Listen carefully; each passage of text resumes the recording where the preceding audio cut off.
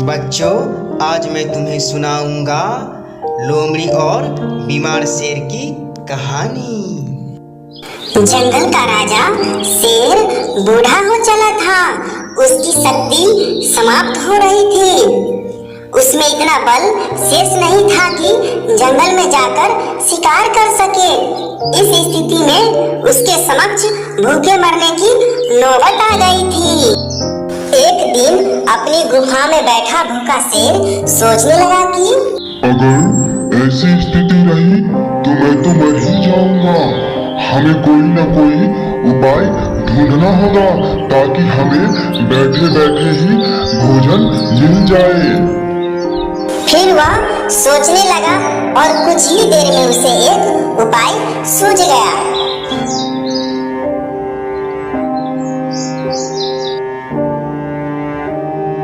वहां से एक चिड़िया जा रही थी। तभी शेर ने उसे बुलाया। सुनो चिड़िया रानी, मेरी तबीयत बहुत खराब है। लगता है मैं जी नहीं पाऊंगा। क्या तुम मेरी सहायता कर सकती हो? जंगल के सभी पशु पक्षियों को तुम जाकर मेरी तबीयत खराब होने की सूचना दे सकती हो क्या? जी महाराज, मैं सभी जानवरों पशु पक्षियों को बताऊंगी कि महाराज बीमार हैं। सभी आकर महाराज से मिल लें। तब वो पक्षी वहां से उड़कर जंगल में पहुंचा जहां पशु पक्षी रहते थे। पहले उसे एक गधा मिला। गधा भैया, जंगल का राजा शेर बहुत बीमार है। तुम जाकर मिल लो, महाराज शायद अब बच नहीं पाएंगे। ठीक है चिड़िया रानी, जाकर देखता हूँ महाराज की तबीयत कैसी है। फिर उसे बकरी मिली तो चिड़िया ने बोली,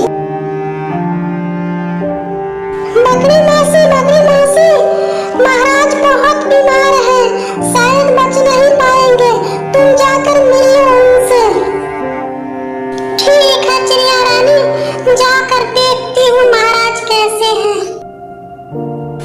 फिर चिड़िया यहाँ से उड़ी और घने जंगल में जाकर सभी जानवरों को बोली,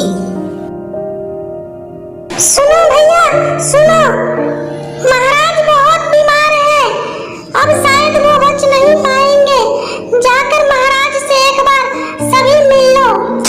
सभी सोचने लगे और महाराज से मिलने के लिए एक एक करके जानवर जाने लगे।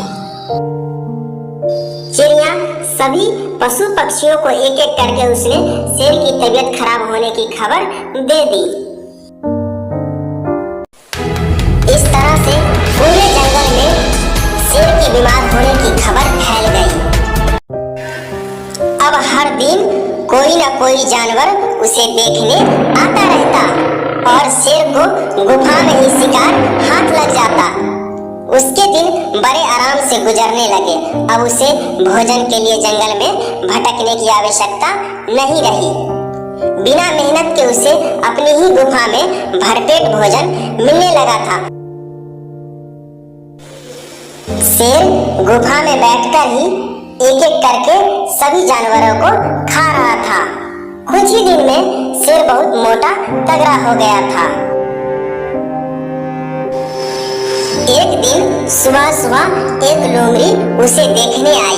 लोमड़ी चालाक थी। वह गुफा के अंदर नहीं गई बल्कि गुफा के द्वार पर खड़ी हो गई। वहीं से उसने शेर से पूछा,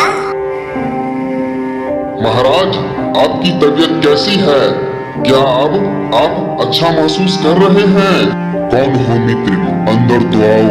मैं बीमार बूढ़ा शेर बाहर तक तुमसे मिलने नहीं आ सकता। मेरी दृष्टि भी कमजोर है। मैं तुम्हें यहाँ से ठीक से देख भी नहीं सकता। आओ मेरे पास आओ, मुझसे आखिरी बार मिल लो। मैं कुछ ही दिनों का मेहमान हूँ। शेर ने लोमड़ी को गुफा के अंदर बुलाने का बहुत प्रयास किया। शेर के बोलते समय लोमड़ी बड़े ही ध्यान से गुफा के आसपास का नजारा ले रही थी। शेर की बात खत्म होते ही वह बोली, महाराज, मुझे क्षमा करे, मैं अंदर नहीं आ सकती। आपकी गुफा में अंदर जाते हुए जानवरों के पैरों के निशान तो है, किंतु बाहर आते हुए नहीं। इसका अर्थ मैं समझ गई हूँ। सब कुछ जानते बूझते हुए भी यदि मैं अंदर आ गई तो उस जानवर की तरह मारी जाऊंगी जिनके पैरों के ये निशान हैं। इसलिए मैं जा रही हूँ।